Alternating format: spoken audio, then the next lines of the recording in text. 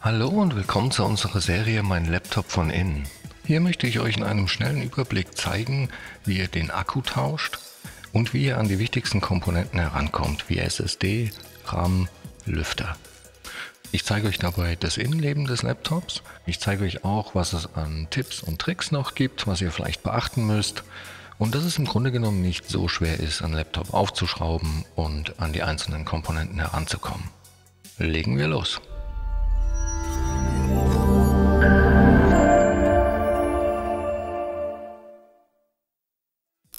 So, wir haben hier ein Acer Predator Triton 500 und ich zeige euch auch gleich, wo ihr die genaue Modellnummer seht. Aber zuallererst stellen wir sicher, dass das Laptop nicht mehr mit dem Ladekabel verbunden ist. Die genaue Modellbezeichnung findet man hier auf der Rückseite, und zwar hier, und auch ausnahmsweise mal echt gut zu lesen. Und hier drüben ist die genaue Nummer. Und ja, mit dieser Nummer findet ihr super einfach alle Ersatzteile speziell für dieses Gerät bei uns im Shop. Allgemein kann man auch sagen, dass ein Displaytausch hier relativ einfach ist. Man muss dafür nämlich nur den Frontrahmen abnehmen und kommt so an das Display ran. Die Tastatur kommt hier mit dem Topcase. Das Touchpad kann man allerdings einzeln tauschen. Um das Gerät jetzt zu öffnen, muss man zuallererst alle Schrauben rausnehmen. Und das sind in dem Fall ziemlich große Schrauben und auch Torx-Schrauben. Das heißt, man nimmt dafür einen T8 Aufsatz. Und hier ist es so, ich nehme eigentlich für alle Arbeiten ein Universalwerkzeugset. Ich verlinke euch das auch in der Videobeschreibung. Da hat man echt alles drin, was man so braucht. Öffner, Pinzetten, und vor allen Dingen ein Schraubendreher-Set mit allen Aufsätzen. Die habe ich mir jetzt hier schon mal vorbereitet. Und wie gesagt, für diese Art Schraube nehme ich hier den T8. Und wenn man die dann alle gelöst hat, dann zeige ich euch mal schnell, wo eigentlich das Gerät mit der Unterseite verbunden ist. Und das kann man hier, glaube ich, ganz gut sehen. Das läuft einmal hier lang, auch auf der Vorderseite. Und geht hier quasi über den Rippen. Und ja, da versucht man dann eben mit einem der Öffner aus dem Set. Da versuche ich dann zwischen Gerät und Unterseite zu kommen und das dann so nach oben zu hebeln. Und das funktioniert hier auch ganz gut. Falls das mal ein bisschen schwerer geht, dann arbeitet man sich in dieser Technik um das Gerät einmal herum. Das heißt auch auf den Seiten, wie hier. Dann kann man meistens auch schon mit den Fingern drunter fassen und das mit so ein bisschen Wippen nach oben ziehen.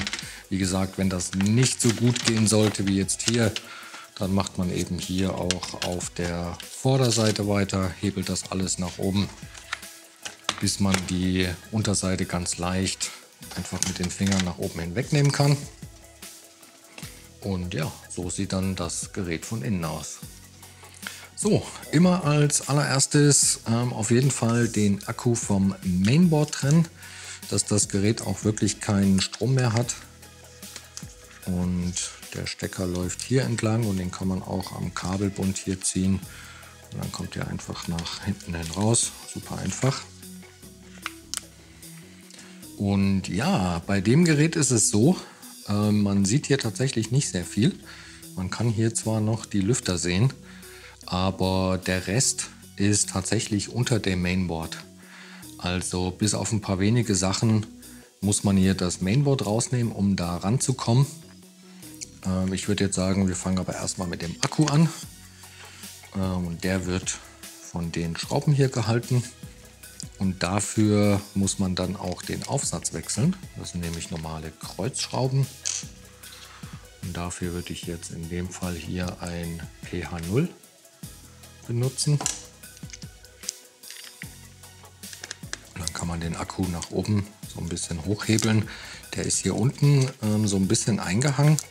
Und ich sehe gerade, er hat auch hier noch einen kleinen Klebestreifen drauf. Das muss man natürlich wegmachen und dann kann man den aber einfach rausnehmen. Hier sieht man so diese kleinen Ausbuchtungen und so eben gegebenenfalls auch tauschen. So, unter dem Akku sehen wir hier jetzt auch noch das Touchpad. Und da ist es so, die Schrauben sind unter dieser schwarzen Abdeckung. Zwar kann man da, glaube ich, die Schrauben sehen. Die dritte Schraube ist da drüben. Die 3 Schrauben muss man lösen. Und dann muss man noch die Kabel trennen. Und die sind hier mit einem Kippschalter verbunden. Also nicht einfach nach hinten rausziehen. Da ist es quasi so, man klappt den Schalter erst nach oben hin auf. Und dann kann man den rausziehen. Das FP steht hier übrigens für den Fingerprint und das TP für das Touchpad. Und dann kann man das Touchpad quasi von unten hin entgegennehmen und austauschen. Hier drüben das Kabel natürlich genauso, die gleiche Verbindung. Und beim Wiederverbinden schaut man einfach nur, dass das wieder richtig drin steckt, bis zu dieser weißen Linie, die man hier sehen kann. Bis dahin kommt es wieder rein, wird zugeklappt und dann sitzt das wieder. Und bei allem anderen, was man jetzt hier noch so am Gerät machen kann, muss man das Mainboard rausschrauben. Und da ist es so, unter dieser Hülle hier sitzt jetzt keine Schraube, aber wir haben hier drüben eine Schraube. Dann haben wir hier eine Schraube.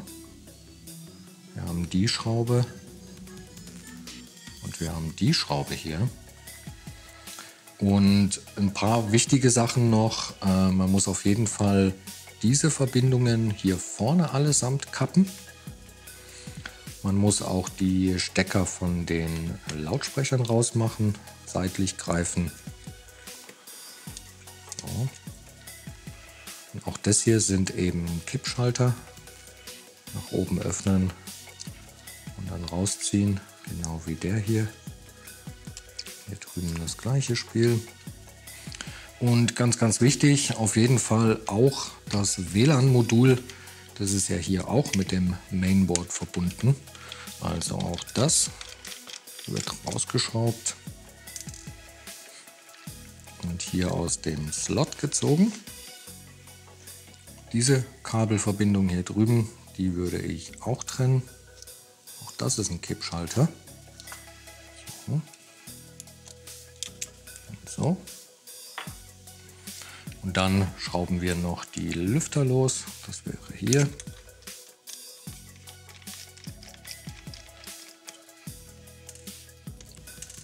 Und eben die Schrauben vom Mainboard selber. Auf jeden Fall schauen, dass man sich merkt, wo welche Schrauben sind. Lüfterschrauben, ich mache jetzt hier drüben die Schrauben vom Mainboard hin. Hier unten habe ich die für das WLAN-Modul, also da, dass man da nicht wieder durcheinander kommt. Man kann hier noch die CMOS-Batterie sehen. Die ist in dem Fall einfach nur aufgeklebt und steckt hier auch am Mainboard dran. Das heißt, auch das holen wir uns jetzt hier schnell raus. Genau so. Und da kann man sehen, dass es auf der einen Seite hier Kontakte zu sehen gibt. Und die Kontakte zeigen in dem Fall dann nach unten, wenn man das später wieder verbindet. Ja, und ich mache jetzt hier auf jeden Fall auch noch das Kabel weg. Das funktioniert hier übrigens so, man sieht das vielleicht hier, das hat so einen kleinen Bügel. Und ja, den muss man nach oben hin aufklappen. Der gibt das Kabel frei. Und dann kann man das in die Richtung nach hinten hin rausziehen. Genau so. Das ist hier oben noch ein bisschen aufgeklebt. Und dann kann man auch sehen, dass unter dem Kabel hier nämlich noch eine Schraube vom Lüfter ist, die natürlich auch raus muss. So, und dann kann man nämlich, weil hier drüben die ganzen Anschlüsse sind, dann kann man das also von der gegenüberliegenden Seite hier so ein bisschen anheben. Und dann zieht man das quasi zu der Seite hier raus. Genau. Und hat das dann so hier quasi in der Hand. Und es wäre auch echt schön, wenn das so von Anfang an eingebaut wäre. Und jetzt sieht man hier eben die restlichen Komponenten. Da haben wir hier zum Beispiel den RAM, der sich ja super leicht tauschen lässt, wenn man hier die beiden Klammern so ein bisschen zur Seite zieht. Schwuppdiwupp, da ist er draußen. Genau, so kann man den tauschen. Einbau genauso einfach. Der kommt wieder hier zurück und wird nach unten gedrückt, bis die beiden Klammern hier wieder einrasten. Dann sehen wir hier die SSD. Hier übrigens wäre noch Platz für eine zweite SSD. Die zu tauschen ist auch sehr einfach. Wird nämlich nur von dieser einen Schraube hier gehalten. Da muss man jetzt einfach so ein bisschen dagegen drücken. Auch die wird einfach aus dem Slot gezogen und kann dann so getauscht werden. Kommt so wieder rein. Das Ganze nach hinten. Wird so ein bisschen nach unten gedrückt und dann eben wieder verschraubt. Und ja, bei dem Lüfter ist es so, den gibt es nur zusammen mit dem kompletten Heatsink. Die Schrauben hat man da ja schon gelöst. Das heißt, man muss hier auch alle Schrauben von dem Heatsink lösen. Auf der anderen Seite hat man die Schrauben schon gelöst. Allerdings muss man hier dann eben auch noch die Lüfterkabel trennen. Einmal hier und einmal hier. Und dann kann man das einfach komplett mit dem Heatsink aus dem Gerät nehmen.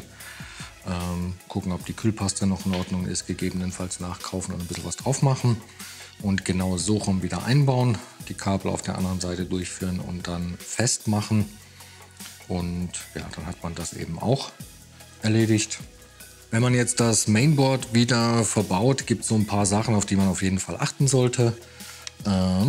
Das eine ist, richtig rum natürlich, dass man auch hier eben die Anschlüsse von der Seite hier so ein bisschen drunter schiebt. Man muss auch aufpassen, dass man das Kabel hier nicht mit einklemmt. Und das Kabel hier, das muss dann eben hier so durch. Das kann man dann aber mit einer Pinzette sich holen. Und dann, wie gesagt, kommt das hier wieder rein und da nach unten. Und das sitzt einfach auch tatsächlich direkt wieder richtig. Da ist alles in den Führungsschienen drin. Man sieht, dass die Anschlüsse hier alle richtig sitzen. Der Lüfter sitzt richtig und so hat man das dann wackelfrei da drin. Dann, wie gesagt, hole ich mir mit einer Pinzette hier das Kabel wieder raus, was wir brauchen. Die anderen sind alle hier unten drunter. Genau, da ist noch das eine vom Fingerprint. Das WLAN-Modul haben wir hier. Das zeige ich euch auch gleich, wenn hier drüben die Antennen mal abreißen oder abgehen. Die sind hier einfach nur drauf gedrückt. Ja? Also man sieht hier auch die kleinen Markierungen für das schwarze und das weiße Kabel. Und dann gibt es so kleine Stecker, die man hier drauf drückt. Das mache ich aber, wenn die drin ist, weil mir das zweite Kabel hier bestimmt auch noch abgeht. Und ja, dann fange ich jetzt damit an, die Lüfter wieder zu verschrauben. Dann auch das Kabel wieder verbinden, Bügel nach oben. Dann kommt das hier in den Slot, auch hier einfach richtig rein. Bei diesen ganzen Kabeln einfach schauen, dass der Stecker einfach auch wirklich auf ist. Und dann, dass das dann hier wieder richtig sitzt. Dann machen wir das mit denen hier auch. Da wirklich schauen, dass die richtig drin sitzen. Also man merkt das, man spürt das, wie die in der Führung quasi wieder drin sind. Also da wirklich schauen, dass das alles verbunden ist. Auch wirklich gucken, dass man alle von denen hier hat. Dann machen wir auch das WLAN-Modul wieder rein. Das wird genauso wie die SSD und auch alle anderen hier einfach in den Sockel, in den Slot zurückgesteckt. Und dann wie gesagt, das Kabel, das sind einfach nur Druckknöpfe. Kann man hier glaube ich ganz gut sehen. Das kommt dann da einfach wieder drauf. Genau, das spürt man auch, wenn die wieder richtig sitzen. Also das gibt eben so einen kleinen Knicks und dann sind die wieder drin. Dann haben wir hier noch die beiden Lautsprecher. Das ist ein Grund, warum ich das jetzt noch nicht zugeschraubt habe. Dass man da zur Not das noch mal ein bisschen hervorholen kann. Genau, und dann noch die CMOS-Batterie.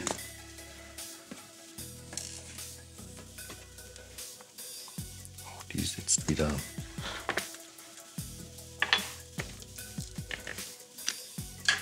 Und dann verschraubt man das Mainboard wieder. So, ja. Ist jetzt nicht wirklich so kompliziert, wenn man das in Ruhe macht, mit Geduld und einfach eins nach dem anderen und am Ende nochmal schaut, ob da irgendwelche Kabel lose sind, ob man da vielleicht vergessen hat, was anzustecken. Und ja, sieht jetzt hier aber gut aus. Und dann kann man den Akku wieder reinlegen. Wie gesagt, der hat hier so kleine Ausbuchtungen, die hier noch mit reinkommen. Und dann fällt er hier schon genau auf die richtige Position und kann auch wieder verschraubt werden. Ganz, ganz wichtig, am Ende nicht vergessen, auch den Akku wieder zu verbinden. Auch da schauen, dass der Stecker richtig bis zum Anschlag drin sitzt. Genau so, und schon kann man die Unterseite wieder befestigen. Und die legt man jetzt einfach von oben auf das Gerät und drückt die nach unten hinzu.